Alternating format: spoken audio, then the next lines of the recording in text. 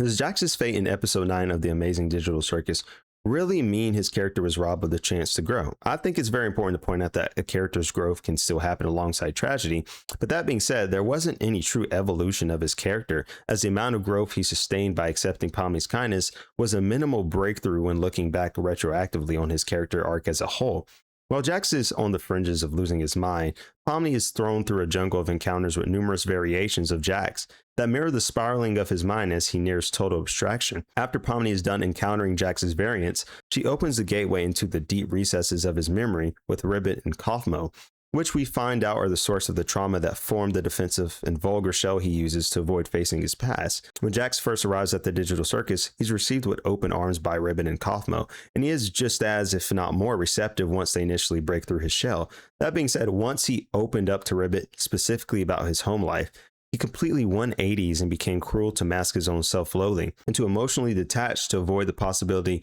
of feeling the pain of his past ever again. Jax essentially pushed Ribbit away due to his own unresolved guilt, and what's even worse, he even isolates her from the group despite her attempting to reconcile the source of Jax's agitation, leading her to blame and ultimately condemn herself, leaving her to abstract due to the cruelty of isolation. Kaufmo, on the other hand, was driven to the point of insanity during his never-ending search for an exit that never even existed, essentially leaving Jax alone to deal with the unresolved guilt, but forcing his friends into isolation and self-deprecating emotions that came with pushing them to abstract. Let me know in the comments below, why do you think Jax turned on Ribbit the moment she got too close? Was pushing her away really about self-protection, or do you think on some level he felt like he didn't deserve the connection in the first place? Thank you all for watching, and if you took anything from this video, I want you to hit that like button below, follow, subscribe, and check my profile for the full video and more analysis of your favorite fictional worlds.